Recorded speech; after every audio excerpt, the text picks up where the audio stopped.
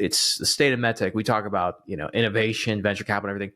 But these Friday pods are actually the ones that I'm most looking forward to, because I want to teach you all how to think, how to feel, how a better and different way of looking through the world. And I don't personally have all the answers, which is why I'm on this journey with you.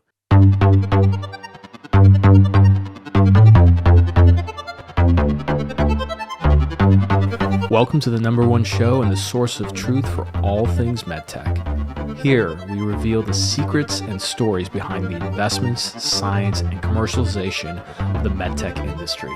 Every week, we'll take you on a wild ride with the biggest names in the game, from entrepreneurs and investors who are shaking up the market to healthcare providers who are revolutionizing the way we think and practice medicine. So hold on tight and get ready for a journey like no other. This is the State of MedTech.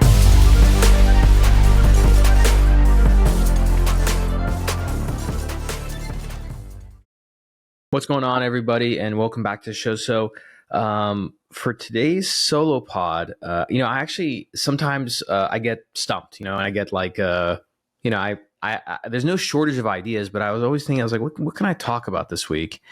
And I think one of the things I kind of want to cover, which it seems like a cliche, but I want to teach you guys about reframing, okay? And the reason why I mention this is because as a rep, or as a professional, this is not just specific to reps, you're going to have tremendous hardships in life hurled at you. And so the ability to reframe things is a very powerful thing. It's actually used in psychology and hypnosis. And I'm going to teach you how I reframed a really lousy situation. And at the same time, I'm going to use this podcast to deliver somewhat of a blow to a really predatory bank. And I want you guys to learn from my mistakes, but also to kind of reframe how you look at things. So let's start out with the situation. So there is this incredibly predatory bank, and I don't say that lightly. And it takes a lot for me to speak badly about any entity. It's called Synchrony Bank. And Synchrony Bank partners with companies like Living Spaces and different, furniture stores to essentially offer a consumer the option to do zero interest payments, which is great, right? That's fantastic. And so a few years ago, my wife and I wanted to buy a new couch and like a table somewhere else, and so it was like a couple grand, right? And so they offered this. So I said, I can just pay this in payments, it was zero interest. Yeah, sure. Let me do that. What was never explained to me or told was that these payments have what's called deferred interest, meaning that they'll give you a payment period of, let's say a year or 18 months, which, after a few months, you kind of forget about these payments, right? And by the way, this is my fault. So I want to explain this. And so if you haven't paid off the loan before that payment period ends, you get the deferred interest all at once.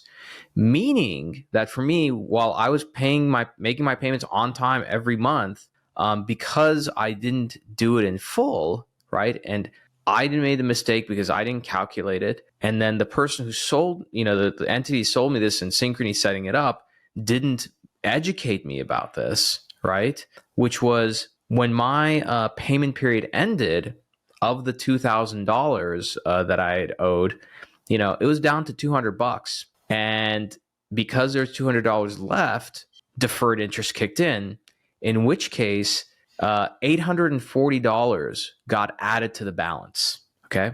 And I was not alerted about this. And again, I'm taking some responsibility here too, because I should have logged in and checked. I shouldn't have taken it for granted. And they have a grace period where, if you pay off the remaining balance, which again was only $200, they'll get rid of that interest payment. Okay. Well, the 30 days passed because I wasn't getting alerts.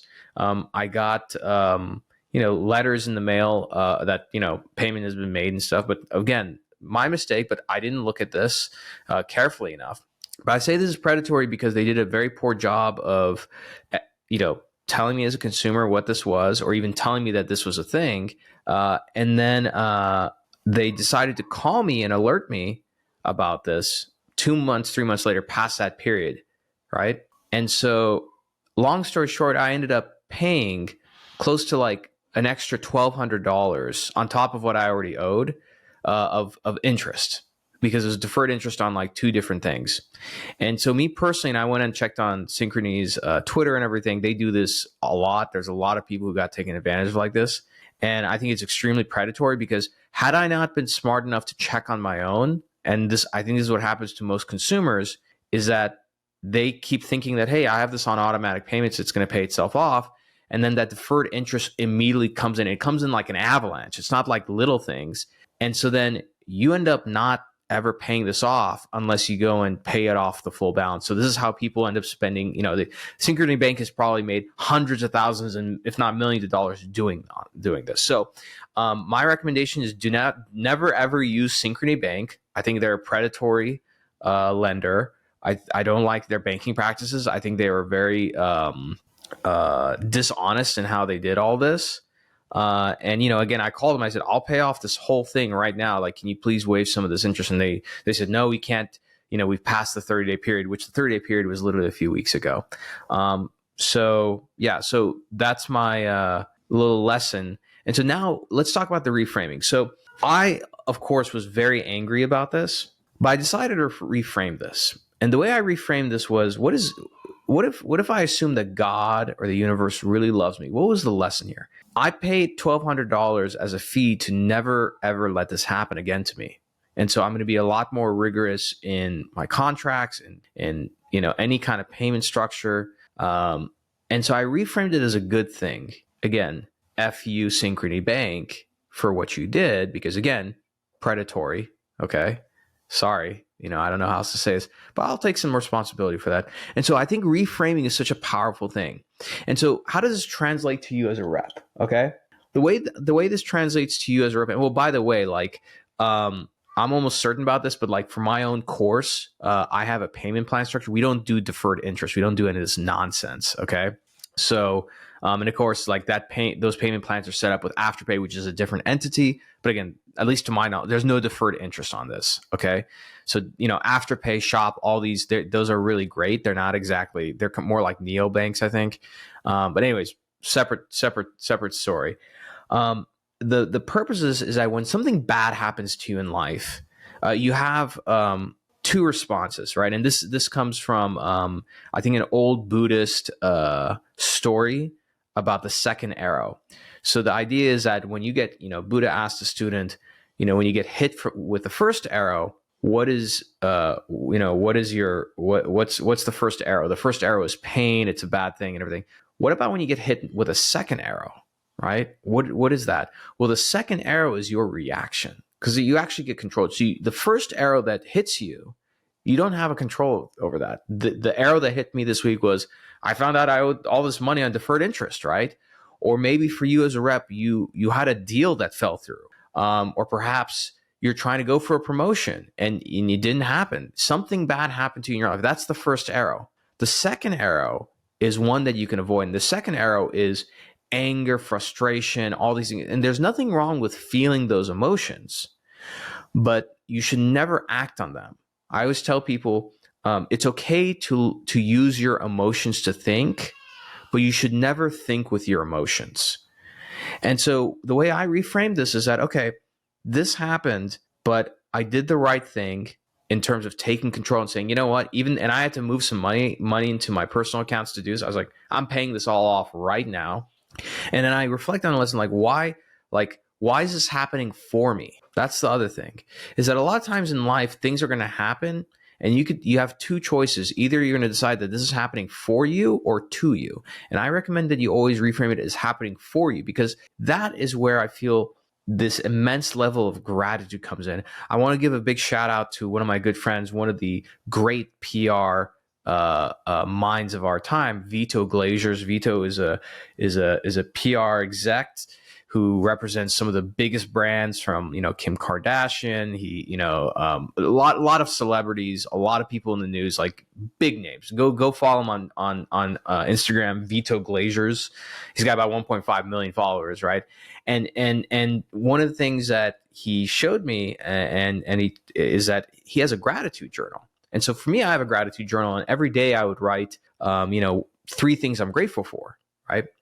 And he and I had a discussion about this, and he agreed. He said, "Hey, that's actually a really good. That's a good step first, on gratitude." He's like, "But there's another level, and his level is to say, I am grateful for everything." And his thought behind that is that when you are grateful for everything, you're not just grateful for the things that are obvious, like your family, having luck in business, and everything. You're grateful for the bad things, and when you elevate to that level, where everything gets wrapped into one thing of gratitude, you become a lot more empowered, you become a lot more in control, and you have a different outlook on life. So I actually started reframing myself to this, and it helps, right? And the reason why I say this is that life is almost like a video game when you think about it, right? We're all living in our own version of the movie that is our life, right? And we have a choice. We have choice of how we get to interpret and understand how these things happen and what they mean for us, right? And so for you as a rep, I think that being able to find gratitude in everything is going to be powerful, because let's face it, being a medical sales rep is a very difficult job. It's physically, mentally, spiritually demanding, and it's tough. And I know many of you get very frustrated, but something that I want to reframe for you guys is to reframe it like this, which is right now, many of you are passing through a fire. You're being forged like iron, right, into something. So maybe some of you have been doing this just for a year, maybe 5 or 6 or 7 years. Who are you being forged into? And when that transformation happens, then life kind of opens up and grants you the next level to move forward, and I think that in a lot of ways, we can see that even in our personal lives. For me, I always wanted to be like a dream of mine, believe it or not. One of my dreams is I always wanted to be a husband. Funny as that might sound, one of my goals in life, I wanted to be a husband. I wanted to be that, to have a wife that I can take care of and, look good for, take out, always. I want to be a father. And life didn't give that to me until I transformed myself into somebody worthy of being a husband, right? I mentioned to many of you to listen to my podcast last week, I think episode 121, which was on Charlie Munger. Charlie Munger, one of the great business minds of our times, passed away. And one of the things he said is like, if you want a great spouse, you have to become the kind of person who deserves a great spouse, right? The world isn't a crazy enough place to give a bunch of undeserving people things that they want. You have to become the person that deserves those things, right? And so for many of you, you want like a better job, you want a better position, everything. Have you worked hard enough? Have you transformed yourself to become the person who deserves that, right? You have to deserve, to get what you want. And I want you to remember this, is that as the great Charlie Munger says, to get what you want in this life, you must deserve what you want in this life, And so, going back to my original story about, the bank and reframing, in order for me to get what I want in this life, to elevate and move to, to the next level of this life, of this simulation, whatever you believe, right? Part of that is, how do I handle situations that don't go my way? My close friend Matt Afshari has a wonderful father who's, one of his father's great saying is, you can tell a lot about the size of a man by the size of the thing that makes him angry, right? And so, this is not to say that if you get slighted or screwed over, that you should not be upset or angry. There's nothing wrong with that. The great monks and meditation practitioners teach us that having these feelings and emotions are fine, right? You shouldn't ignore them. They're not to be buried. You should observe them. But very much like a rock in a river, you should allow the emotions to flow around you and through you and observe them, rather than being like a piece of driftwood that immediately gets swept up in that river of emotion, right? Emotion. Okay, even that word, let's deconstruct that. Emotion stands for energy and motion, right?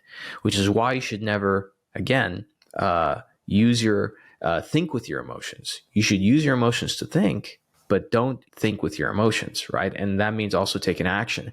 And on the similar side, for many of you reps, we're talking about emotions of like bad emotions, negative emotions. Let's talk about the flip side. There's also a thought about how do you manage positive emotions. Some of you get too excited about things, right?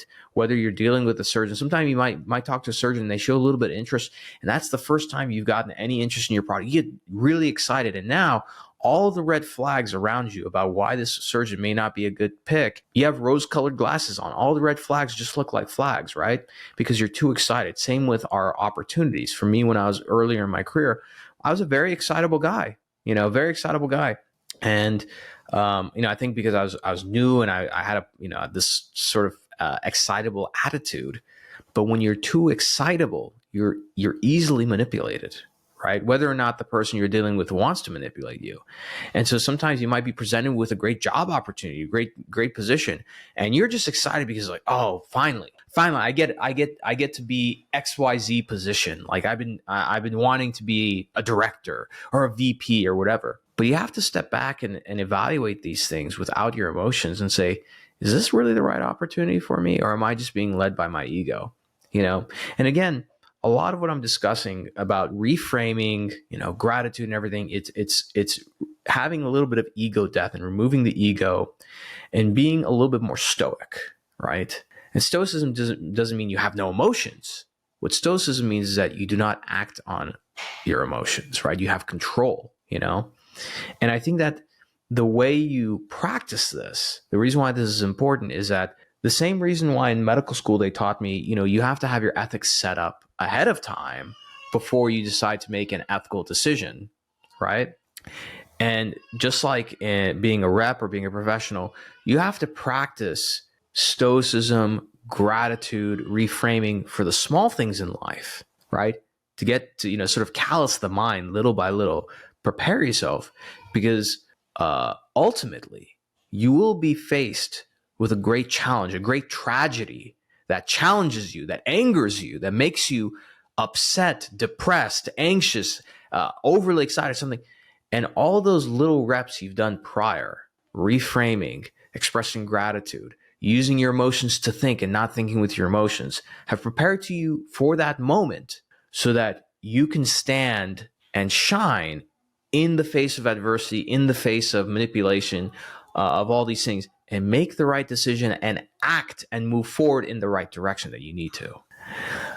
As I mentioned before, my podcast, this podcast here is, it's the State of MedTech. We talk about, innovation, venture capital, and everything. But these Friday pods are actually the ones that I'm most looking forward to because I want to teach you all how to think, how to feel, how a better and different way of looking through the world. And I don't personally have all the answers, which is why I'm on this journey with you. I'm not completely self-actualized. I still make a lot of mistakes. There's many things that myself, I'm a flawed human, just like you. And so the best thing that I can do to help is to share these lessons from my own life and hopefully for you to learn them. And to quote the great Warren Buffett, experience is a great teacher. Mistakes are the best teachers, but they don't have to be your mistakes. Go learn from somebody else's mistakes. So, in short, don't do business with Synchrony Bank. Don't use them. Never ever use them. And when you sign up for payments, okay, read the fine print. These financial. Look, somebody's getting rich in the world right now. One of the companies that I had equity in. They had to declare bankruptcy, So my stocks are washed out, right? But they're taking investment. They're reorganizing. Somebody's making money on that deal. It's not me, right? And so even with something like that, again, great reframe, which is okay. I put some money into a startup. It was about $15K. That's a wash. I'll submit it for I'll submit it for in my taxes as a loss. But also that happened for me because that's not going to be the last deal that I do where I buy in some equity and everything. So now what do I do to set up a contract and take certain types of stock, right? have certain kinds of guidelines and rules for my engagement and the equity I take so I can protect myself. You can't protect yourself against anything. But again, this is the power of reframing.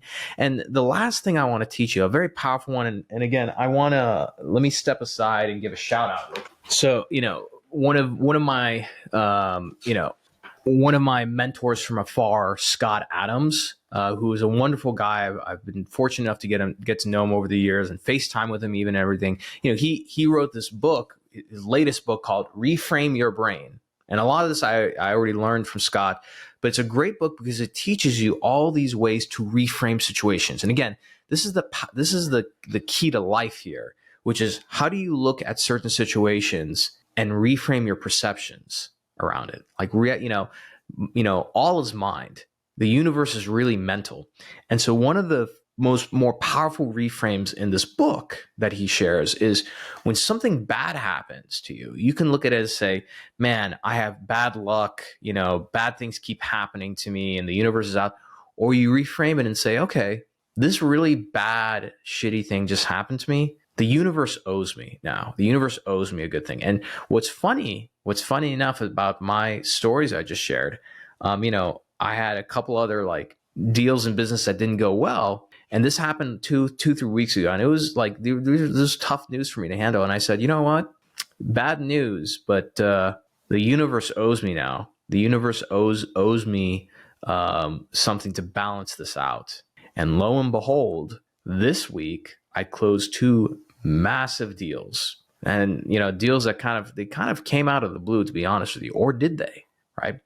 And so if you haven't checked it out already, I highly recommend getting this Reframe Your Brain by Scott Adams. I like to tell people Scott is the internet's Scott Adams is the internet's cool uncle that everybody needs, So get this book and check it out. And let me know what you think about this episode. Do you use reframing? Do you use gratitude in your daily life? Comment below, and if it's YouTube or Spotify, leave a comment. Let me know what you think about this episode. And as always, it's always a pleasure seeing you guys. I love seeing you all grow. Many of you have joined my program. Shout out to all the people who took advantage of the Cyber Monday deal. That was a huge deal. And so I'm excited to see those new people come into the program and really flourish. So with that being said, I hope you all have a wonderful weekend, and I'll see you all next week. Thank you for enjoying another epic episode of the State of MedTech. If you're feeling inspired and love this episode, do us a favor, hit that subscribe button and turn notifications on so you never miss an episode. And be sure to give us 5 stars and write a short review, because that helps more people discover this amazing community of ours. If you're a company who has a executive that you'd like to be on the show, or perhaps you want to sponsor one of the episodes, shoot us an email at hello@khateebandco.com. Take care, and we'll see you next time.